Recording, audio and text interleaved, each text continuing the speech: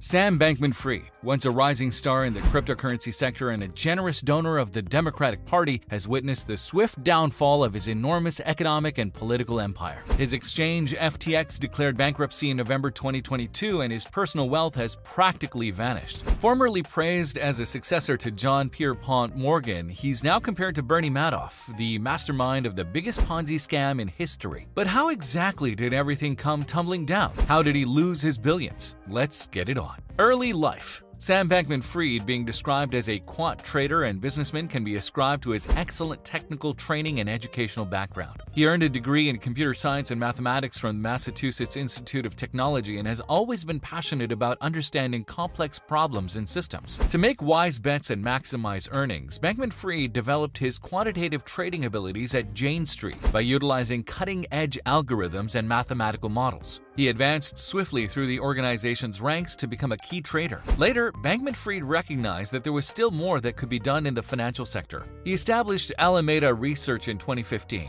with the intention of revolutionizing how investors and traders approach markets using quantitative methods. The company immediately established a reputation for its creative approaches and steady performance, and it has since developed into one of the most renowned and prosperous businesses in the sector. In 2017, Bankman-Fried recognized the possibility of applying quantitative methods to the quickly expanding cryptocurrency industry. He co-founded FTX, a cryptocurrency exchange that provides traders with real-time information and exceptional liquidity by utilizing advanced algorithms and machine learning. With a daily trading volume that often exceeded $10 billion at the time, Bankman-Fried guided FTX to become one of the biggest and most reputable exchanges in the world. With a net worth estimated at $26 billion at the time, his success in the tech sector made him one of the richest people in the world. But then it all collapsed, and we'll discuss that later. On the other hand, his mix of business savvy and technological know-how has elevated him to a leadership position in his industry and served as an example for aspiring business owners. Giving. Bankman-Fried, other FTX leadership figures, and some FTX group members all earned hundreds of millions of dollars for their corporate charity. He was one of the biggest political donors in the country, contributing directly to Republican and Democratic candidates. The contributions were given to the likes of Ryan Salame, the co-CEO of FTX's Bahamian subsidiary, and other members of the FTX inner circle. Bankman-Fried gave generously to charities as well as political causes, establishing the FTX Foundation and FTX Future Fund to advance his goals. The FTX Foundation donated $140 million, of which $90 million went to the Future Fund. However, there was something he was hiding behind his donations: the fall. First, it's essential to know that Sam Bankman-Fried's empire is technically divided into two entities: his trading company, Alameda Research, and exchange, FTX, both of which are market leaders in their respective fields. However, despite being two distinct organizations, there's a key location where the divide is visible on Alameda's balance sheet. That balance sheet is loaded with FTX, particularly the exchange's FTT token, whose holders receive a reduction in trading commissions on the exchange's market. There's nothing wrong with it, but it demonstrates that Bankman-Fried's giant Alameda is built mostly on the back of a token that a sister firm created rather than a standalone asset like a fiat currency or another cryptocurrency. This is risky, as they can print as many FTT coins as they wish. And on the other hand, regardless of how many FTT coins they print, if there won't be investors buying the coin, that means they are worthless, holding coins of no value. Alameda at the time was big. The company's assets were $14.6 billion as of June 30th, 2022. Its single most asset was $3.66 billion in unlocked FTT, with its $8 billion in liabilities and $292 million in frozen FTT. It's interesting to note that FTX's own centrally regulated and manufactured token makes up most of the net equity in the Alameda firm. After all these revelations, Carolyn Ellison, the CEO of Alameda, declined to comment. Moreover, FTX did not reply to any inquiries for remarks. That's not all. More red flags included the fact that the Solana blockchain's native token, SOL, was one of the other important assets included on the balance sheet, along with $3.37 billion in crypto-owned and sizable amounts of unlocked SOL, locked SOL, and SOL collateral. Following this revelation, the CEO of Binance tweeted in response that he would sell the remaining FTT tokens he had acquired as part of his exit from Alameda-affiliated FTX. Changpeng Zhao declined to reveal how much FTT his company will sell, but noted that as part of the cryptocurrency exchange's withdrawal from FTX equity last year, Binance earned about $2.1 billion.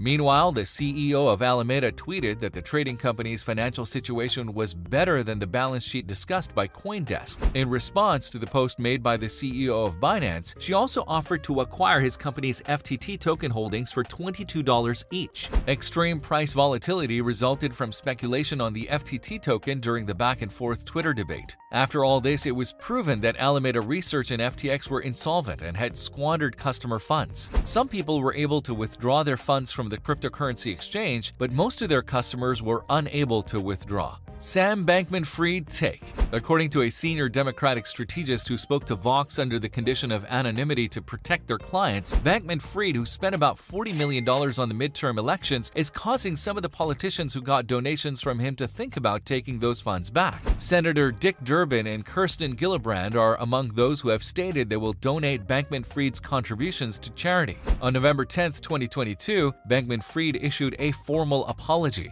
He admitted on Twitter that he messed up and could have done better. He cited one factor contributing to FTX's lack of liquidity as poor internal labeling of bank-related accounts. In 2021, Bankman-Fried gained notoriety as a shining example of how the extremely wealthy, who appear to have limitless fortune, may use it for good. Numerous profiles have been written about him, and he appeared on the cover of Fortune in September. He was depicted in the media as an innocent, nerdy genius, with repeated mentions of his relatability, his unruly mop of hair, his preference for t-shirts and shorts, and his Toyota Corolla. Investors loved the fact that he wasn't a stuffy businessman. He played video games during pitch sessions, and like other contemporary founders, his peculiarities were seen as evidence of his special brilliance. Bankman-Fried gave off the impression of a billionaire who was pleasantly unimpressed by the glamour and pomp of the conventional billionaire's lifestyle. But then, his name and reputation came tumbling down. Arrest. The Bahamian authorities detained Mr. Bankman-Fried, who was the lone defendant named in the indictment. He was taken into custody at his Albany Resort apartment complex shortly after 6 o'clock in the evening. According to a person acquainted with the situation, Mr. Bankman-Fried cooperated throughout the arrest and was kept overnight in a cell at a police station.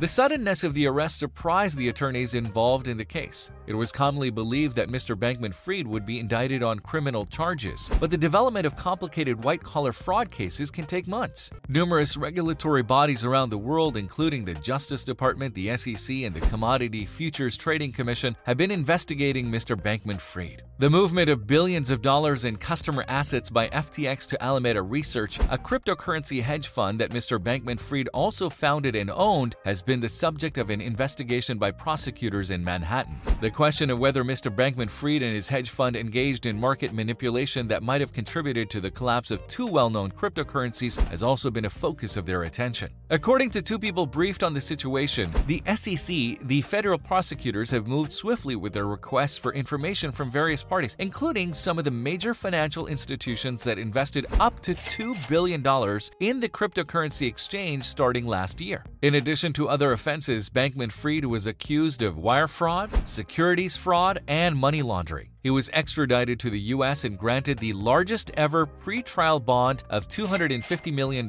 which allowed him to be released from custody. The arrest was the most recent astounding turn of events in one of the most spectacular falls in company reputation in recent business history. Bankman-Fried was scheduled to testify before Congress regarding the demise of FTX, which prior to its almost instantaneous collapse as a result of a run on deposits, revealed a $8 billion hole in its accounts, was one of the most influential companies in the developing crypto industry. His ability to continue his career in the financial field is now in doubt, which has hugely influenced his personal and professional life. His reputation and credibility in the financial world are now in jeopardy. Aftermath. Bankman-Fried's losses had a severe influence on both his personal and professional life. His image and integrity in the financial sector are now in peril due to the criminal charges and large financial fines he will be subjected to because of his fraudulent activities. activities. Moreover, he'll probably experience personal financial consequences, such as having to liquidate assets or incur personal debt to cover the fines and court costs he'll have to pay.